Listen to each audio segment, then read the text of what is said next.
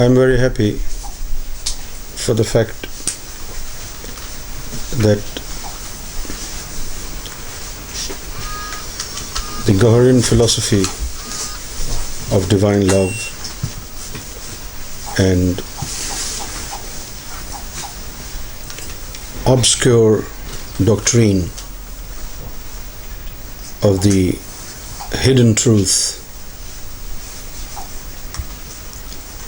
are now becoming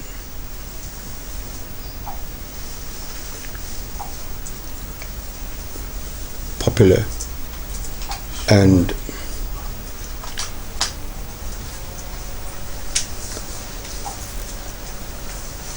it's getting a warm welcome by seekers of the truth all over the world. And people are now depending on our opinion regarding different matters of the religion and about spirituality. I receive emails on a daily basis from different corners of the world, and these people are from different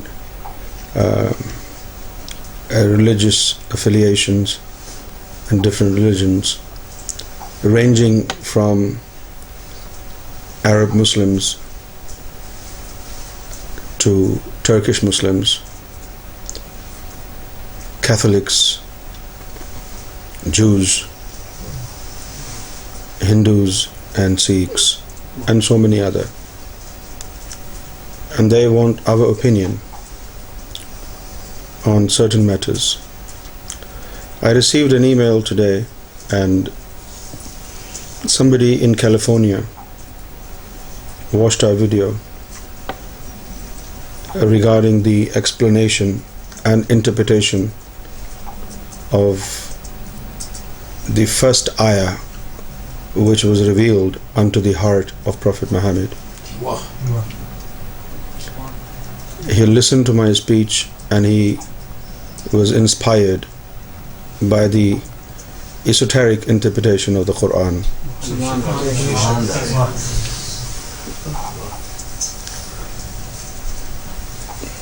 And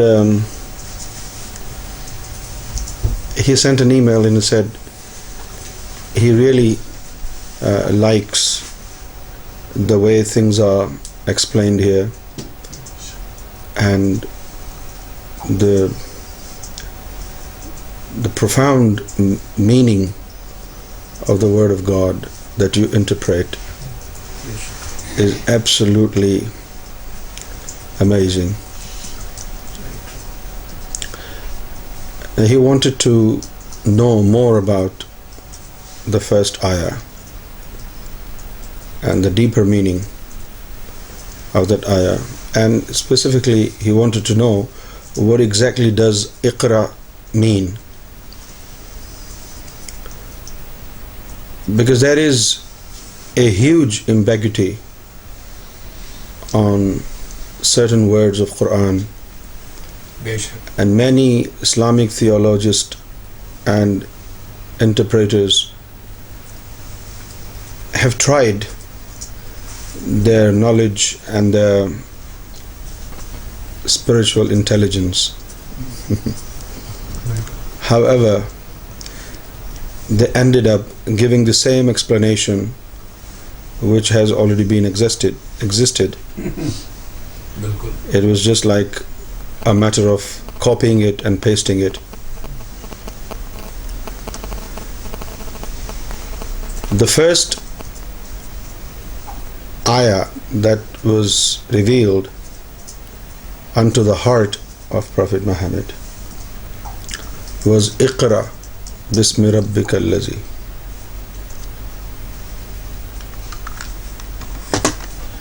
And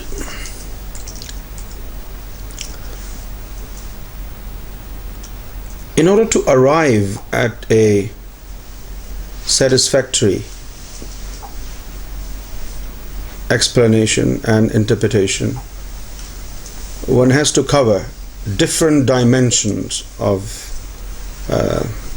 the words and different shadows of the meaning. You see, before we transliterate or we interpret certain words, we need to see the connotation that lies behind every word. Now, there are two main things one need to understand. The Arabic language. God's language is not Arabic. God doesn't speak Arabic. It's not His language. And the evidence that God's language is not Arabic is found in the Quran. God said, "We revealed the Quran in Arabic so that you can understand it." I mean, if God spoke Arabic, He wouldn't say this. Very true. Yes. True. Now, this ayah shows the purpose of the Quran being revealed in Arabic language. In other words, had God revealed the Quran in His own very language, the chances were the people would not understand a single word. So the purpose of Quran being revealed in Arabic language is that the Arabic language was the language of the land where Prophet Muhammad lived. And everybody that lived there spoke Arabic language. Therefore, God decided to reveal the Quran in the language of the people who live in that particular area. Now, the Quran is in Arabic language, and Arabic language is the lingo of that particular land, which means those people who lived in the area have been speaking that language for a long time, as a result of which there may have been several words in Arabic language which would have different connotation. The connotation which comes from the Arab culture, from Arab tradition. This is one factor. The Arabic language has cultural and traditional connotation. And then God also revealed Quran in Arabic language. Now we need to see which word is heavily dominated by the divine connotation and how much that word is burdened with the cultural connotation of the Arabic land. So there are two different types of connotation with every single word of Arabic language. The divine connotation and the cultural connotation, the culture of the land. I hope you understand what I meant. And then again, I do not know for what reason some of the words of Quran were not Arabic.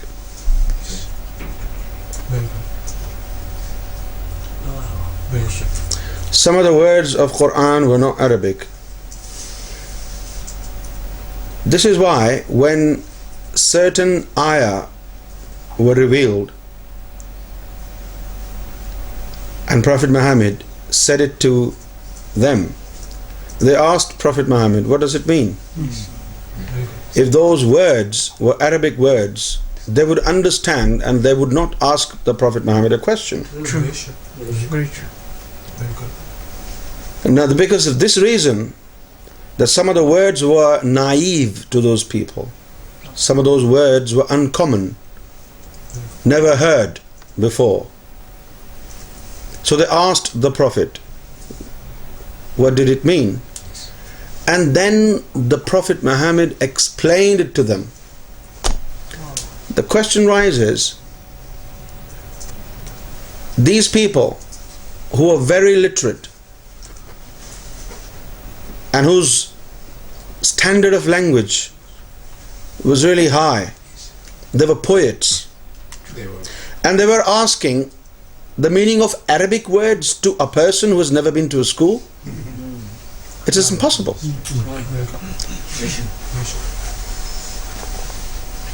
Those who say every word of Quran comes from Arabic language, may I bother them to ponder on this subject and point. Had it been the Arabic language thoroughly in the Quran, then these Arabs who are very literate, who are poet, they would know every word of Quran. Their language skills were really high. They had wonderful expertise in that language. They would not have asked Muhammad, the unlettered one, the one who had never been schooled, the meaning of certain words. That is my evidence, and that is my argument. The reason why these very literate people asked Muhammad about certain words was because the words were not Arabic. The words were Syriac, God's own language, Syriac, Suryani Zaban. In a similar way, this word Iqra is not from Arabic.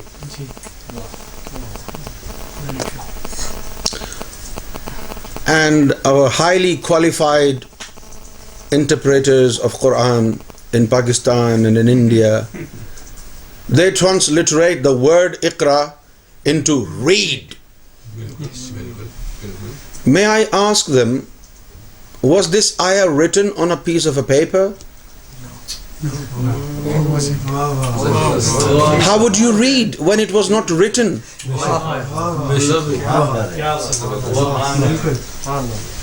It was not written. Even according to the Quran, it was revealed onto the heart of the Prophet. It was not written on any piece of a paper. Then why do you say the meaning of Iqra is to read? No, it doesn't mean read. It is not an Arabic word. It is a Syriac word. Iqra means acknowledge. Acknowledge.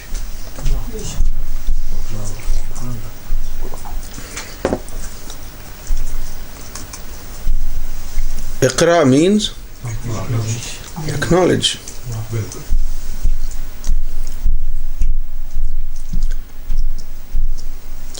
But the religious clergy, religious scholars of our times do not seem to know what was happening inwardly, what was going on inside the heart of Prophet Muhammad, and why Prophet Muhammad did not acknowledge to whatever the Gabriel was asking him to acknowledge. And it happened 3 times. Gabriel said, Iqra, acknowledge.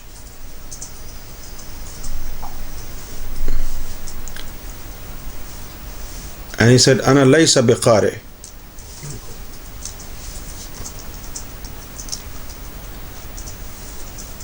And then again he said, Iqra. And he said, Ana laysa biqari. And it happened 3 times. And then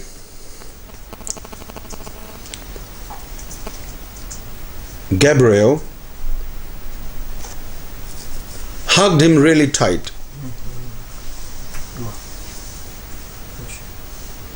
Hugged him really tight, and according to one of the most famous saint in Pakistan, Sultan Haq Bahu said, while the Gabriel was hugging the Prophet chest to chest,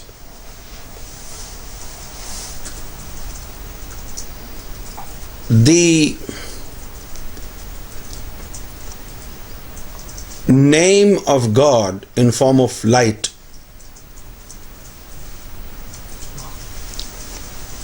was transferred from the chest of Gabriel into the chest of Prophet Muhammad.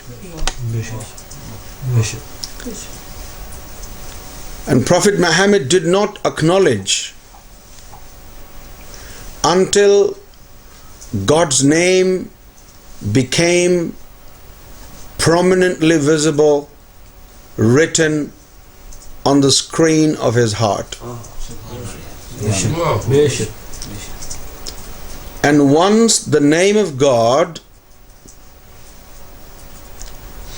became visible and prominent and glittering and shining on the screen of Prophet's heart, he said, Iqra Bismi Rabbi khalaq.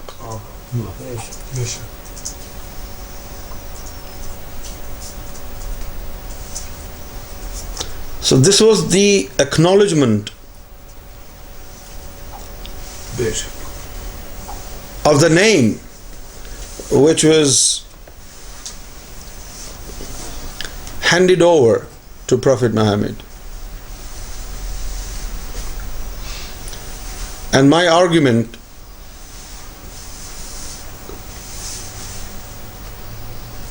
which of course is against the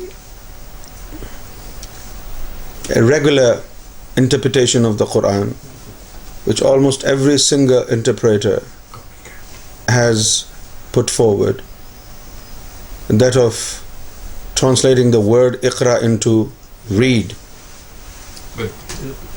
If the meaning of this word Iqra was to read, then you have to prove that Jibreel brought something written on a piece of a paper. Yes. Because you only read what is written. True.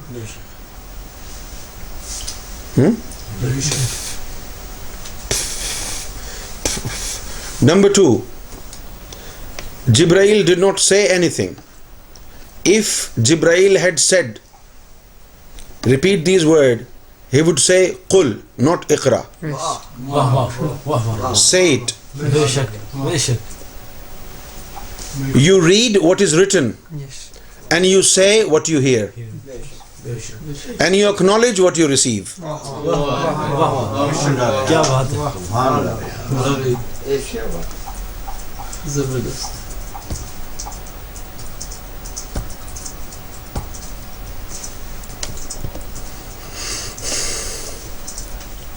So Iqra Bismi Rabbi khalaq. Acknowledge. And the Prophet Muhammad did not acknowledge it until he saw word Allah written on his heart. Yes. Once he received it, he said, Iqra Bismi Rabbi khalaq. So the meaning of this word Iqra is not to read, is not to say, but to acknowledge. Most interpreters in Islam translate and interpret this word to mean read. And my argument is, if this was true, then you have to prove Jibreel brought something written on a piece of a paper. Nothing was written. You only read when you see something written on something.